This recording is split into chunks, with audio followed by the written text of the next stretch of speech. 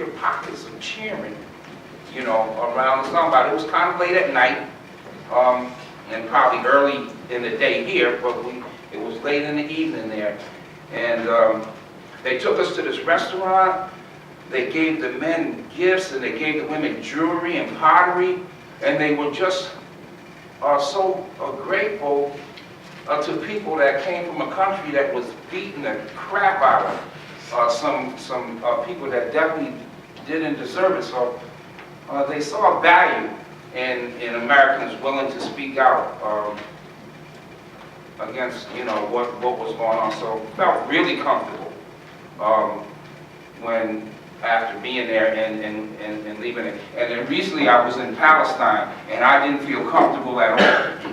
Okay, it was I went with an African Heritage group, and the meanness of spirit of the people there, it was, yeah, of the Israelis there. When they see us, they, you know, I have a kafaya,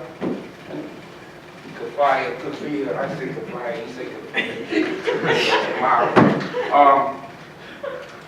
You know, we would have, some of us would have these on, and you could feel the animosity. When we left, and there was a group of 16 black people and 32 Olive Harvest groups that went with us also. But when we left Tel Aviv, when the wheels lifted off the ground, you could feel people going, oh, am I glad to get out of here? And felt very bad for the people that had to stay under the conditions that they were in. Very different in Pakistan. I just wanted to ask if anyone has questions for Rafia, that they ask them now, because she doesn't have that much time left. I just have a quick, thank you all so much. I noted that the Pakistani government obviously is fighting terrorists as well. So there must be a really strange relationship between the Pakistani government and Obama administration and Trump, because it's the same, you know, same enemy. But is that help welcome in any aspect of the Pakistani government, or do they consider it help at all, or, you know, what's the relationship in fighting the terrorists between these two entities? Can you speak to that just a little?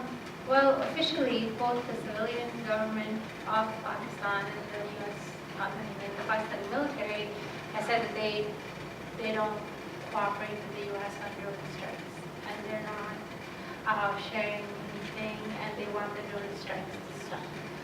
The Pakistani ambassador to the UN has made that statement again and again and again. But the fact is, as a small country, Pakistan has very little leverage on the issue. So their choice is that can we allow this and be upset and keep protesting it, or can we just allow this? Well, they keep protesting it.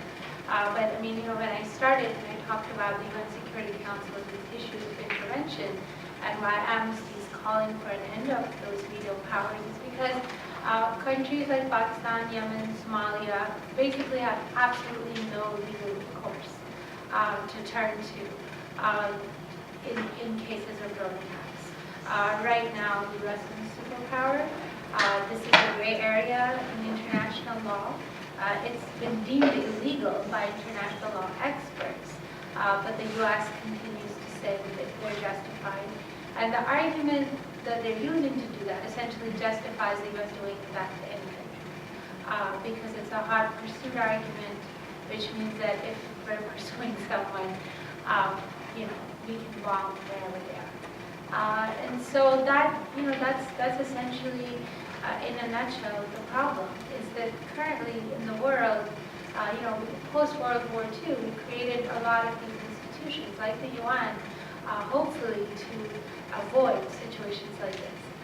But you've seen now with the global war on terror that these institutions have essentially completely failed to create an international legal regime which would, you know, police things like drone attacks. and have some sort of parameters through which countries don't, small countries especially, don't completely lose their sovereignty when a country like the U.S. decides that, okay, well, we want to go after X or Y person. So yeah, that's an So even though there's a common enemy, there's. I mean, it's not. I'm not saying that the Pakistani government is not to blame in the fact that the war on terror has not succeeded. There is a common enemy, but you're going to fight the enemy differently if you're going to have to stay around in that region versus if you're going to have to leave. And the U.S. obviously fights the war as in, okay, we'll exit. And the Pakistanis have to fight that war as in, there's nowhere for us to go. And that, inevitably creates differences in how strategy plays out. Right now, the Pakistani military has also sealed those areas. There's bombing going on by the Pakistani Air Force. And that similarly has problems of access and transparency and all of that. Pakistanis have very little idea of what's really going on. They're seeing the massive displacement, and they're hearing about casualties, and they're hearing that all the casualties are militants. But of course, the truth of that, there's no independent verification.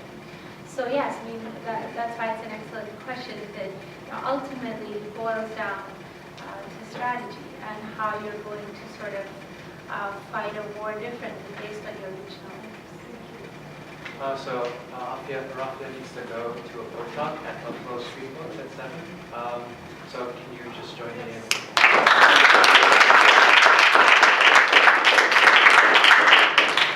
We still have James and Mary and here for at least another 10 minutes. So if you guys still want to ask questions, you can ask.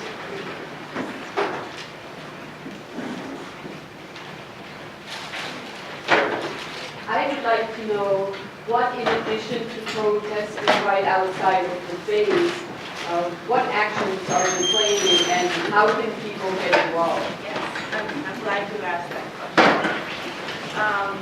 Actually, there's a number of things people can do. One would be to go to our website, which I have written up on the board here. Can people see that? I know it's tiny writing, but Upstate Zone Action. Thank you, Rafia. Thank you, everybody. All right, take care. So if you check our website, we have listings of the trials, and we really need people to come and join us in the courtroom. We also ask you to stay on top of the issue, follow, there's an article I've heard that just came out on truthout.org. So here's Bonnie Mahoney is one of the people that was with James and Judy and a couple of other people with the Code Pink delegation. And this is Mark Colville, the one that was threatened by the judge. It turned out that we have had really incredible legal help come in recently in the last few months, and they have totally helped change the tenor and help that the local judges kind of back up a little from their craziness and their behavior has been all over the place. In just 1 second, when we are on trial, we represent ourselves. Okay, we go pro se most of the times, and when that happens, the judges pretty much can bully us around. There's a lot of things about legalities and objections and case law and all of that that we don't know, but Marianne was saying now there's some lawyers that came in and backed up that really they have had to stop a lot of the things that they just unilaterally did to us. Right. But I didn't mean to interrupt. That's a really good point. Actually, in Bonnie's case, she had 2 lawyers at either side of her, and she actually was such a great, strong person within herself, and she told the lawyers, okay, back off. We're not going to focus so much on all this technical legal stuff. I want to go in and talk about the spirit of why I went to do the witness. So back to what else we can do. There is going to be a massive convergence called the Spring Rising, and that's going to happen in March. If you want to go back to that website, I think it's on under the calendar. let's see, yeah, see, Spring Rising, 18th through the 21st in Washington DC. And that'll be, you know, a massive convergence of many different cities and people from across the country. So the other thing is, if you, I mean, I don't expect students to help, but there are legal costs to all of this, and bail money and all of this stuff. So by the trials being strung along, they're keeping us away from the base. In the case of Bonnie, Bonnie was just reissued her, what we call the OOPS, the Order of Protection. And then also, that restricts us from going back to the base. So if any of you are finishing up your theses soon and have free time on your hands, come to the base. There will be continued actions, and if you're interested, come up and speak to us. So thank you all for staying so late. Thank you, everybody.